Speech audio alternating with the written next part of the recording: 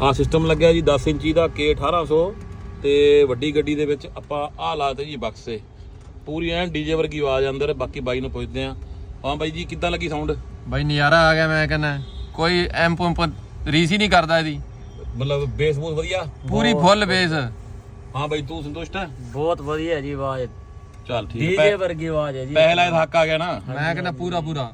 ਚਲੋ ਜੀ ਆ ਤੁਸੀਂ ਸੋਹਣੀ ਲਿਆ ਬਾਈ ਦੀ ਗੱਲ, ਸੋਹਣੀ ਲਈ ਆ। ਕਿਵੇਂ ਲੱਗੀ ਉਹਨੂੰ ਆਵਾਜ਼?